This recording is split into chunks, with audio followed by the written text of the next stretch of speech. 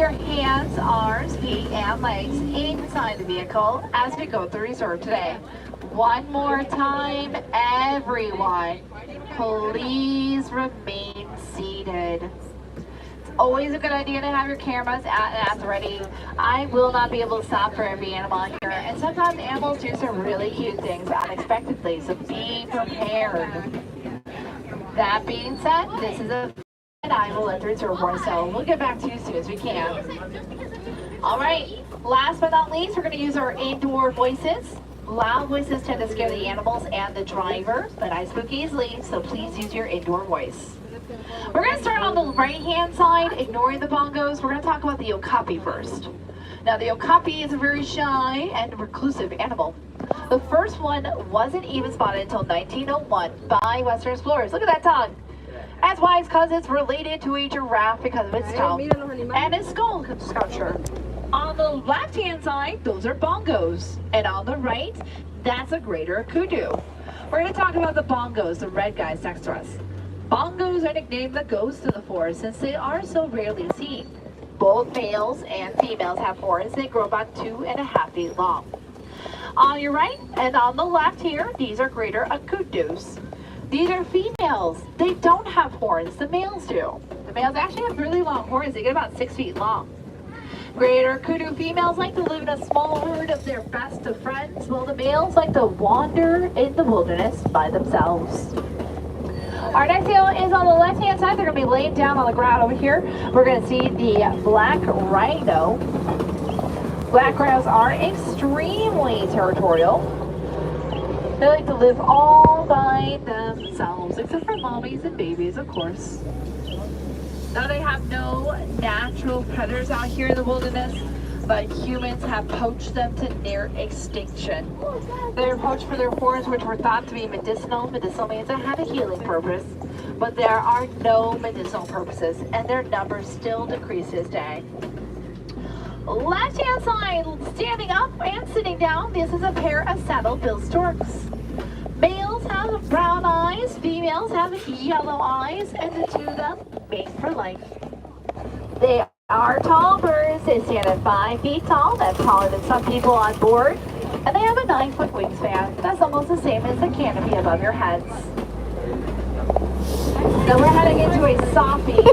A sophie is a river against the forest edge, and lots of animals call this home. But humans are mining and destroying these lands for precious metals that go into our electronic devices. That's why it's so important for us to remember to reduce, reuse, and recycle. On the right, these are pink-backed pelicans. Pink-backed pelicans get their name from the blush color on their backs during mating season. They are as old as dinosaurs. Yeah, pelicans are. They lived during the dinosaur age. And these guys are the smallest pelican in the pelican family. On the left-hand side, that's the Nile hippopotamus.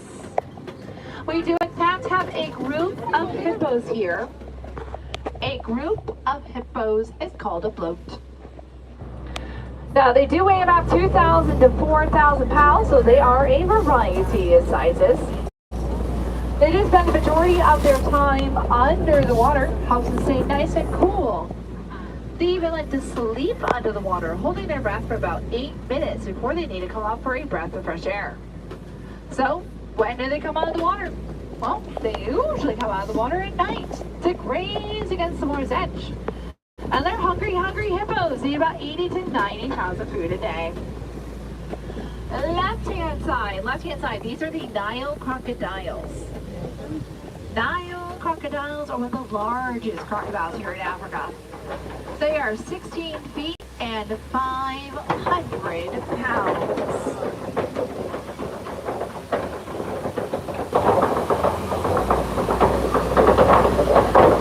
Now, a group of crocodiles on land is called a bass because they are basking in the sun. And a group of crocodiles underneath the water is called a float because they're floating in the water. Yeah, we like group names here, so we're going to hear quite a few of them as we continue through the reserve today.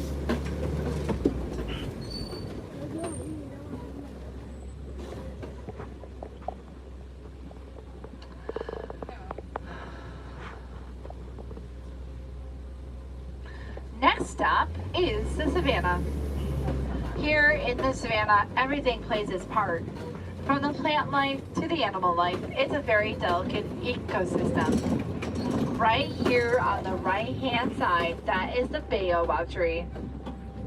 The baobab tree is also known as the tree of life, which is the icon here at the park, is the tree of life. So it's a baobab tree. The reason why it's called the tree of life, well, it's because it holds water inside of its bark. So during seasons of no rain, animals can eat the bark and get water from it. Water equals life, so therefore it's called the tree of life. The water isn't just important to the animals, it's also important to you. So please make sure you are drinking plenty of water on this hot and muggy day. Oh, look at that. On the right, we're seeing them walk away. We're probably going to spot them again, though, down the road. But we're still going to talk about them. They are the wildebeest. They're on your right-hand side. Take a little stroll there. Wildebeest are the second most densely populated herd on planet Earth. Does anybody know what the first most densely populated herd is? I heard a guess. If you said humans, you're correct. There are 1.5 million wildebeest in a herd. And a herd of wildebeest is called an implausibility. We also have the Hartmann's mountain zebras up ahead here. We're going to talk about them because they have more than just this one right here eating breakfast. So we're going to talk about them a little bit farther down the road when they have the whole herd of zebras.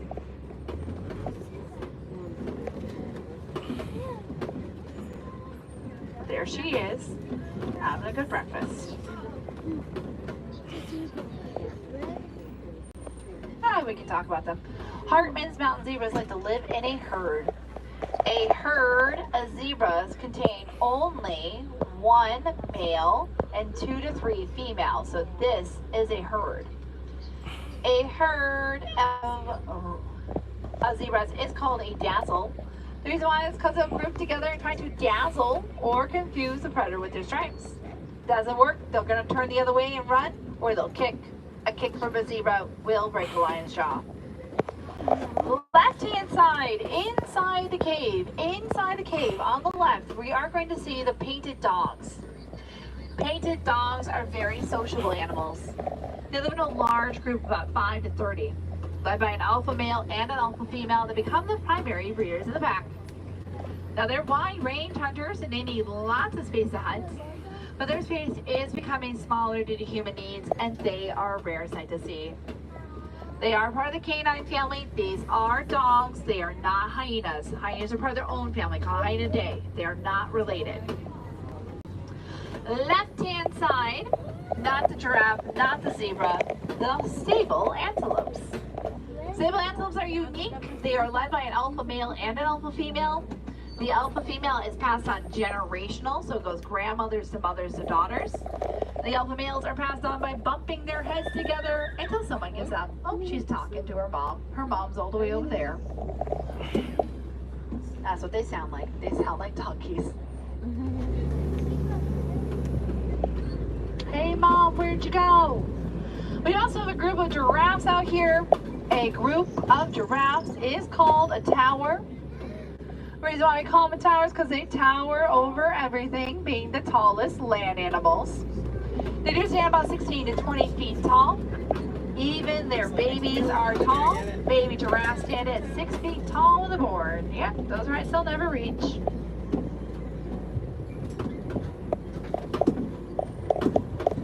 She's going after mom. There she goes. Slowly and surely. She wasn't that much of a panic.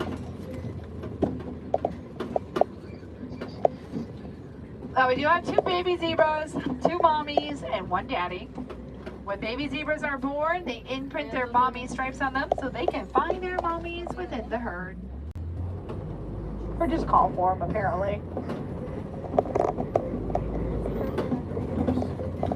Oh, we're going to see the little springboks. You can actually see a couple of them. One just laid down. They're right next to the road. Oh, there she goes. She looks like a little rock. You can see a little white and then brown. And that's a springbok. We're going to see another one as we come around the corner here. She's standing up against the bushes. Oh, there's another one too. Springboks gets their name for the ability to spring forward 13 feet and then up 6 feet.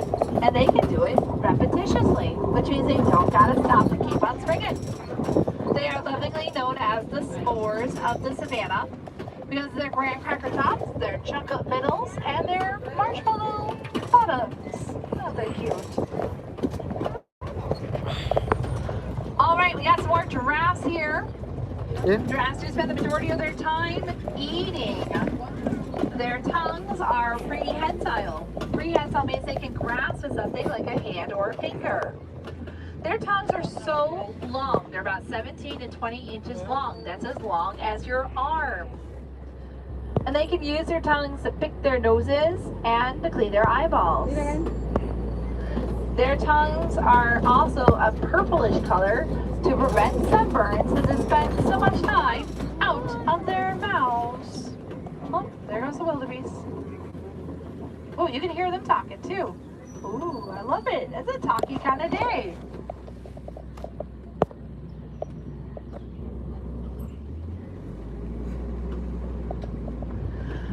Now, since they spend the majority of their time eating giraffes, so when do they sleep? Like this guy here. Well, they only sleep about 30 minutes a day. And it's not even consecutively 30 minutes a day. Might be 5 minutes over here, maybe 5 minutes over there. They sleep standing up or sitting down, but never laying down. Laying down makes them too vulnerable to predators. They're also known to sleep with their eyes open, so who knows they're sleeping. Oh, on the right, those are elands. Elands are the tallest antelopes on the reserve. They stand at 6 feet tall. That's as tall as a baby giraffe. The male eland is the one that's darker in color, and he has a little tuft of hair on his forehead. He's a hefty boy. He is 2,200 pounds, while the female eland, a lighter color and longer horns, is a dainty 600 pounds. Okay, all the right are African elephants. We're not going to talk about them. We're not. We're actually going to talk about the animal on the left. I know that's hard, but we're going to talk about the animal on the left because we're going to see the mandrill monkeys. Mandrill monkeys are shy monkeys. Yeah, look. They live deep inside the forest in very large social groups, about 100 in their family. The male mandrill has a very colorful face and colorful backside, and he is the largest monkey on planet Earth. He gets up to 100 pounds. He's as large as a large dog. You might remember the male mandrill as Rafiki from the live-action movie The Lion King. Look at him. Let's talk about those elephants there that we saw. Male African elephants will leave the herd of their families at the age of 15. They may wander in the wilderness by themselves, or they'll group up into a small herd. A small herd of all male elephants is called a bachelor.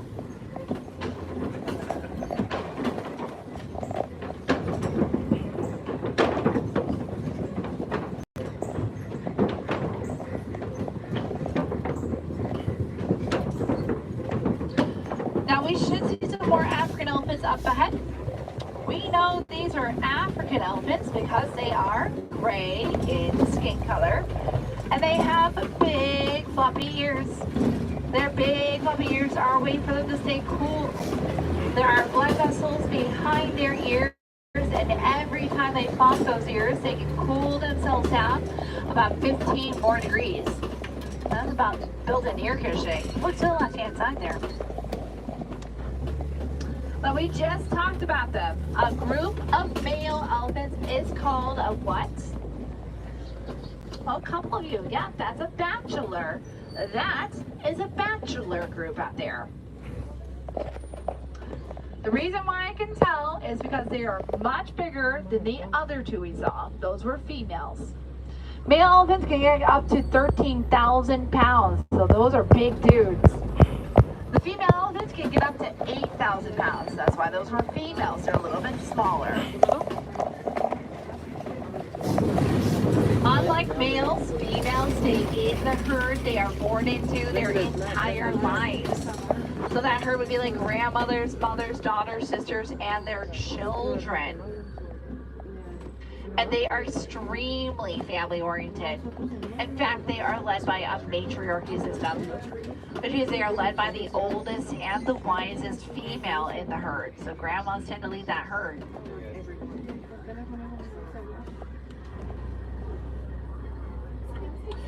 Elephants are the second longest to reach adulthood. It takes them 15 years to fully mature into an adult. Next to humans, 18 and then some. But they do beat us in pregnancy. An elephant is pregnant for 22 months. That means they're pregnant for 2 very long years. Before they give birth to a baby that's already 250 pounds, they are the world's longest pregnancy.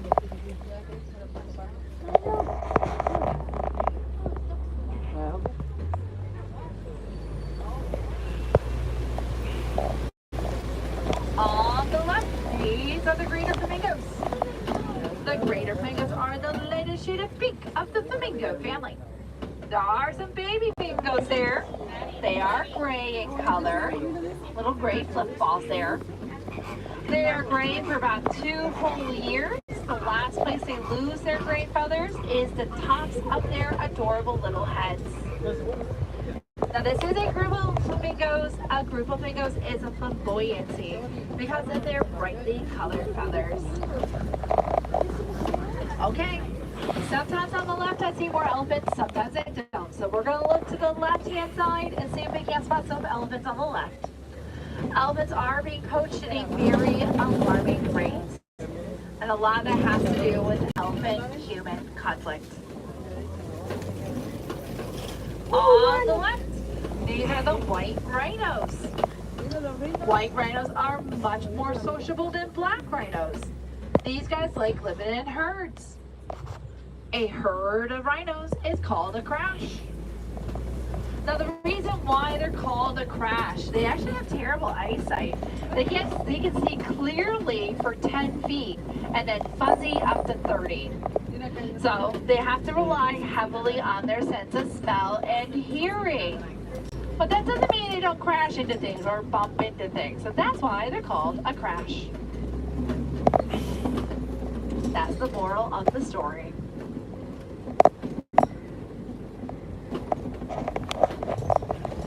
On the left-hand side, they were prowling around earlier. We are looking for cheetahs. There was one walking around earlier, so we're going to see if she's laying down. If she's laying down, she's all the way in the back up on the top of the hill. So we're going to try our best. There is an ostrich casually strolling in the road, so we got some time to stare up at that hill and see if we can spot that cheetah up there. Let's see. Oh, there she is. Actually, I see her. Her tail is flicking. She is all the way on the top of the hill. Cheetahs are the fastest land animal. They do go 0 to 60 within 3 seconds, which is as fast as the rock and roller coaster. Now they are built for the need for speed. They have elongated spines. They got long, lean muscles. And they have long tail for balance, and the claws are always out for traction. There is an ostrich. We're going to see the ostrich on the left-hand side as we go around the curve here. When you guys think about ostriches, you think about black and white. Black and white ostriches are the male ostrich. This ostrich is gray. She's a female ostrich. Contrary to popular belief, ostriches don't stick their heads in the ground when they're scared. Nope, they pretend they're bushes. If that does not work, they're going to get up and start running. Ostrich stride while running is 13 feet, and they go 40 miles an hour. They're the fastest two-legged animal on planet Earth. On the left, you might recognize these rocks. These rocks actually have a name. They're called Okopi rocks. Okopi rocks are used as the animal hangout zones, and not just lions, but other animals as well. So let's see what's flying around up there today. That is our male lion there. He's got all the beautiful hair around his face and neck. All that hair is called a mane. We also have our lioness there too, directly above him. So this is a group of lions. A group of lions is called a, you know what it is? Pride. Yeah, I like you taught us that one. Now, in the pride, the females do the majority of the hunting, and they are dusk or dawn hunters. So they do actually rest or sleep like this here for 16 to 20 hours a day. They do a lot of this during the day. And they're only really awake for about 3 years out of their lives.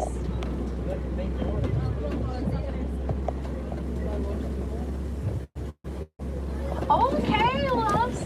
Well, look into the left-hand side still. Look into the left. And they are laying down. They look like fuzzy rocks. There's a tree right here in the center, and on the right-hand side of the tree, laid down, they're darker in color. Look at the little fuzz. Those are warthogs. Warthogs are in the same family as domesticated pigs. They're really hard to see there. You can see their tusks sticking up there. They're the world's largest burrowing creature.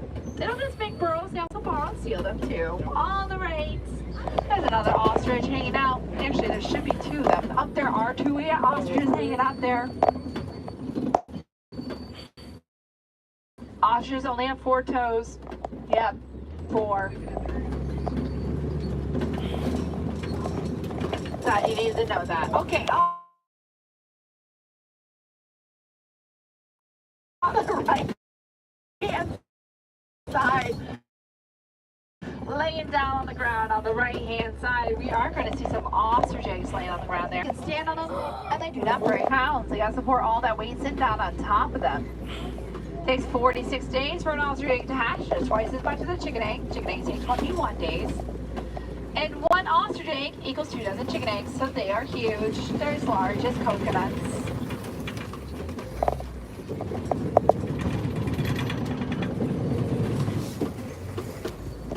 Now we're heading down to the warden's outpost. Here at the warden's outpost, we like to live with the land, collecting rainwater in buckets for future use on our crops or animals. And we also have a very adorable herd of the Nigerian dwarf goats. Now, Nigerian dwarf goats, are a highly domesticated animal and can be found around the world. Farmers use them for their sweet milk that you can drink, or turn into cheese, or even skincare products. And they're easy on the land. They take up less land and resources than a different herd, like a cow. Well, our safari is coming to an end. I do hope you saw your favorite animals out here. I know I did. I saw the eland, and they always make my day. I hope seeing your favorite animal makes your day as well. Now, these animals and animals around the world